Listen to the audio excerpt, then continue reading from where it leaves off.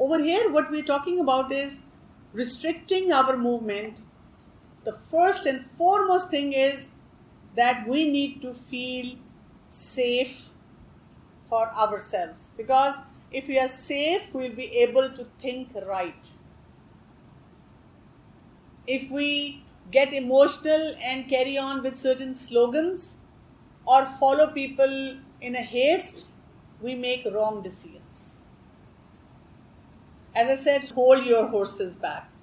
And what do you do in the process? You're basically building that stamina, grooming yourself. Everyone is running around and there is so much chaos, and you paused, stopped.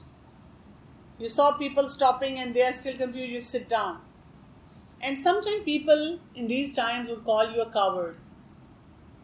They'll say, what kind of a believer are you? You're not taking up a stand for something which is right. But you definitely see there are a lot of problems with what is presented as right. And this could happen even in family politics. Everyone is like parting with one family or the other, and then you listen to both the stories and you're so lost, you're like, who is right, who is wrong? A lot of time when young couples, they contact me and their emotions are on the rise, the first thing I tell them is, go into status quo. Pause over here. And the guy keeps telling me, ma'am, shouldn't she come back home? I'm like, you are breaking each other's head and you want her to come back home. Just pause. Just go to an expert. Learn some skills. Then work on your relationship. And once it's on a good pace, you can see each other, same wavelength. That's when you start coming back together. And that's what we have not learned. We make the same mistake when we go to our parents. There is a conflict happening with you within your family, and you go to your parents and you're like, I need answer right now. Why I can't do this? And your parents say, Pera, we'll talk about it some other time. Oh yeah, you don't have the answer. You don't have any explanation. You just want to torture me. Please tell yourself, don't run. Stand. Wait. If you're standing, sit. So in all difficult situations, don't make your life even more miserable. And trust me, I'm so thankful to Allah subhanahu wa ta'ala for giving me this opportunity. When 9/11 happened, that I went through these ahadiths at that moment. It was very difficult for me to understand them at that time. But with passing time, I see so many problems coming up. And when people ask me, are you not going to give your opinion or join this force or that force or be with this person, that person? I'm like, no. And people say, how can you be so insensitive? Don't you want goodness for the society and community? I said, absolutely, I want that. That's why I'm not running, I'm not standing, I'm sitting, I'm doing my job. What I'm good at. I'm keeping a healthy mindset. I'm not frustrated with the society. I'm not losing any hope on the Muslim Ummah anywhere in the world. I'm like, whatever is happening with the plan of Allah subhanahu wa ta'ala. And I'm going to do my job right. What I'm capable of. What is in my circle of influence. Where I can benefit people. Rather than sitting somewhere and getting frustrated and using foul language against one person or the other, I would rather be in a place which gives me healthy mindset. And I train people and help them grow in their individual lives. That's my job. So again, I would tell you, when you read a narration like this, imagine for a minute if all the Muslim believers start practicing this. What will happen? Will there be so much chaos in the Muslim Ummah? Anywhere in the world? We'll get better. We'll see better results. But these are those human rights movements which tell us, unless you come out of your homes and you talk against someone else and you raise your voice and you're chanting some slogans, only then you will let people see through you. And nowadays, a lot of this activity is happening on our social media. You think nothing is happening in other countries world over?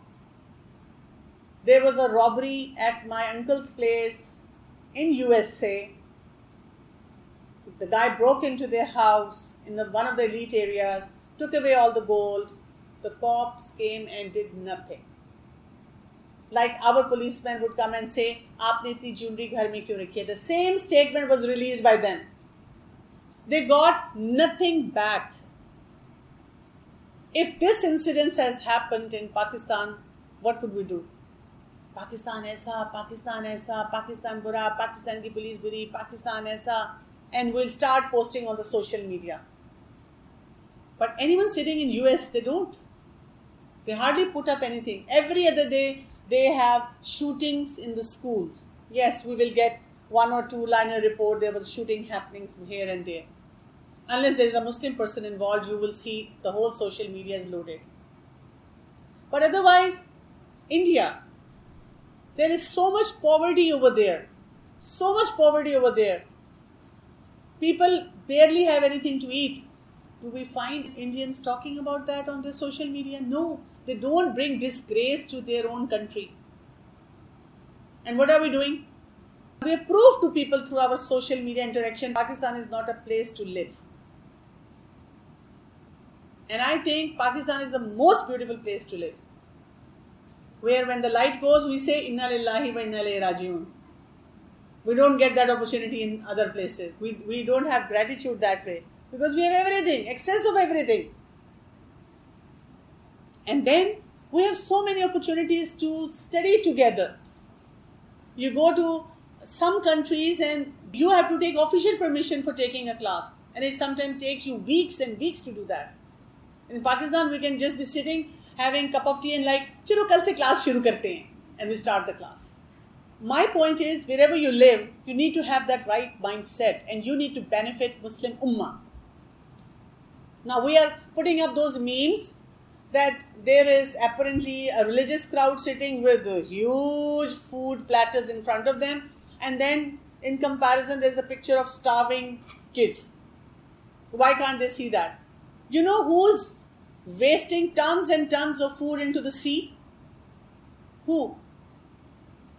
The Western nations. They could easily give that food to the countries where there is so much drought. They are not doing that, but they don't make up memes like that. And we Muslims, we are forwarding those memes. This is also going to be part of this hadith for now, that, stop. Don't forward such pictures where you are humiliating Muslim Ummah. Don't do that. Yes, if I see a practical problem, I need to have a practical solution. We have to be careful for our social media. What we post over there. Post something which will benefit people. Please develop this positive mindset, and just because everyone is posting something, don't post it. Again, analyze, is it going to benefit the Ummah? And also try to differentiate between where Amar bil Maruf and Nahi anil Munkar, and where we need to see that this is a very difficult situation and I'm not able to analyze if this is right or wrong. And if this is bringing in lot of fitnas, yes, there are things happening. We have problems. I'm not denying it. I'm not living in a fool's paradise. But I'm not going to propagate that thought. I'm going to work in my domain. That's what the psychologists say. When there is a problem happening in your life, increase your work 20%. This is what I have learned from Ustaza. When there are problems happening, increase classes, increase your Quranic recitation, increase your dua, increase your work. So never be frustrated with any situation. Increase your tasks. We need a positive force. We need positive ummah. And we need ummah who believes if the trials are happening, these are happening because we are coming towards the end of the time. They will happen. They have been given to us as predictions by the Prophet ﷺ. Our role is, I see, how am I doing in this time? Let's look at the next chapter. Chapter, if two Muslims fight each other with their swords. So the narration number 34, Messenger of Allah ﷺ said, if two Muslims take out their swords to fight each other, then both of them will be from amongst the people of the hellfire. It was said to the Prophet ﷺ, it is all right for the killer, but what about the killed one? He replied, the killed one had the intention to kill his opponent. Again, a very impactful narration. When there are two parties, two people who went out with the weapons, they both had the same intention. And that is why they are both going to be in hellfire. So we should not feel like I'm on the right side and the other person is wrong. If I'm going to be part of any protest rally, anything where there's a possibility that there could be a retaliation, so maybe I'm fitting into this. So I need to be very careful, extremely careful becoming part of any movement. And you will notice that with passage of time, such movements are increasing in Muslim communities anywhere in the world. Now again the question arises, what do we do? Should we just sit back, play it back? No, we don't. Work on individuals. People don't have Iman, people don't pray, people don't recite Quran. Sometimes I talk to people who are part of different movements and I ask them about their religious level, their Iman level, and they're like, oh, this is a personal matter. Like, no. This is your foundation. If you don't understand your foundation and just talking about someone, or someone sounds truthful, or someone can speak eloquently, doesn't prove that you're following a right benchmark. So that is why we have to be very, very careful in these times. Next chapter. Bab Kaif al-Amru Iza Lam Takun Jama'a. Chapter, what a Muslim should do if there is no righteous group of Muslims. Subhanallah. Like, these are the questions which are popping up in our mind and we are getting all the answers. So in this narration, number 36, we find out that it was heard from Hudhaifa bin Yaman Radhiyallahu anhu, who said, people used to ask Allah's Messenger sallallahu alaihi wasallam about the good, but I used to ask him about the evil, lest I should be overtaken by them. See what a natural style the companions of the Prophet had. People would ask about the good, I would ask about the evil. But what if this happens? So I said, O Messenger of Allah sallallahu alaihi wasallam, we were living in ignorance and in an extremely worst atmosphere. Then Allah brought to us this good, that is Islam. Will there be any evil after this good? So Prophet sallallahu alaihi wasallam said, yes. I said, will there be any good after that evil? He replied, yes, but it will be tainted, not pure. I asked, what will be its taint? He replied, there will be some people who will guide others not according to my tradition. You will approve of some of their deeds and disapprove of some others. I asked, will there be any evil after that good? He replied, yes. There will be some people calling at the gates of hellfire, and whoever will respond to their call will be thrown to them in the hellfire. I said, O Messenger of Allah sallallahu alaihi wasallam, will you describe them to us?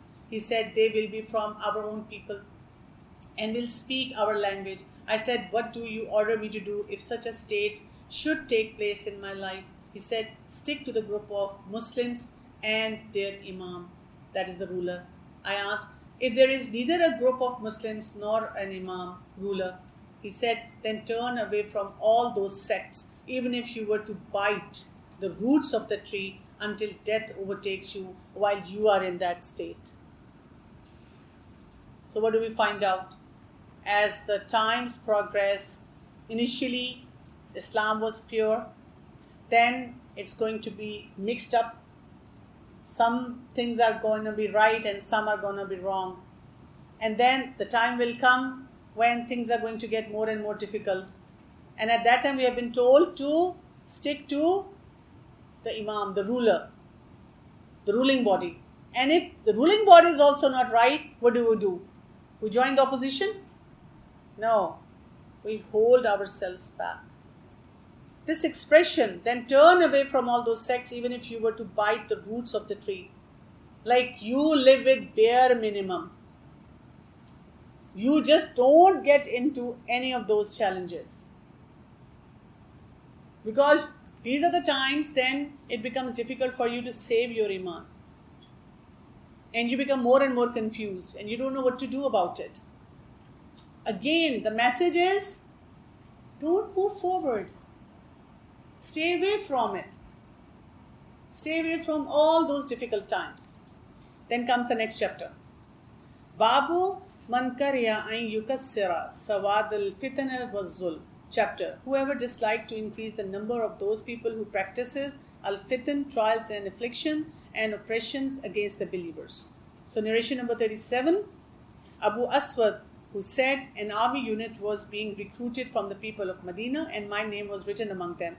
Then I met Ikramah, and when I informed him about it, he discouraged me very strongly and said, Ibn Abbas Rizla Anhu told me that there were some Muslims who were with the Al-Mushrikeen to increase their number against Allah's Messenger and the Muslim army. So arrows from the Muslim army would hit one of them and killed him, or the Muslim would strike him with his sword and killed him. So Allah revealed, indeed, those whom the angels take in death while they are wrongdoing with themselves. This was the verse of Surah Nisa, verse number 97. Okay. What does this tell us? This tells us that sometimes there is a movement happening and you obviously want to do something productive for the community or for the people around. So if you join forces and you feel that you will be standing against the Muslims, standing against the believers, and there's a possibility that you would end up into crushing some Muslims. So what do we do to avoid that situation? Because again, then we'll be killing the Muslims. Now the question over here is, what if they are the ones who are propagating fitnas? Then we need to first of all address the fitnas which are there in our individual life, around us, in the community where it is easier for us to manage those fitnas, rather than becoming part of a mass movement which can be more destructive for the Muslim Ummah, for ourselves, for the community, and the Muslims could be engaged in fighting against each other, rather than preparing themselves to fight against their enemy. The oppression can be dealt with, or the challenges in the community can be dealt with at a different level. I often tell people that when you're waiting for a certain leadership to take up the role and bring everything into place, it won't be possible. If you look at Seerah, Prophet ﷺ for 13 years worked on individuals in Makkah. And the Islamic State was established after those 13 years, when there were people who were prepared according to Quran and Sunnah. And they were ready to deal with those situations. Even then, Muslims had a very difficult time. But then they were not fighting against each other. They were also not even disclosing the names of the munafiqeen, if you remember. Why? So that there is not a lot of unrest among the Muslims. The next chapter, if a Muslim stays among the bad people, إِذَا بَقِيَ فِي الْحُسَالَةٍ مِنَ النَّاسِ. Prophet ﷺ said, man will go to sleep during which honesty will be taken away from his heart, and only its trace will remain in his heart, like the trace of the dark spot. Then man will go to sleep during which honesty will decrease further still, so that its trace will resemble the trace of the blister, as when an ember is dropped on one's foot, which would make it swell, and one would see it swollen, but there would be nothing inside. People would be carrying out their trade, but hardly will there be a trustworthy person. It will be said, in such and such tribe there is an honest man. Later it will be said about some man, what a wise, polite and strong man he is, though he will not have faith equal to even a mustard seed in his heart. No doubt there came upon me a time when I did not mind dealing with any one of you. For if he was a Muslim, his Islam would compel him to pay me what is due to me. And if he was a Christian, the Muslim official would compel him to pay me what is due to me. But today I do not deal except with such as such person. So again, this narration, what does this tell us? That as the time moves on, more people are going to be engaged in good or bad? Bad. And that is going to gradually infiltrate our communities.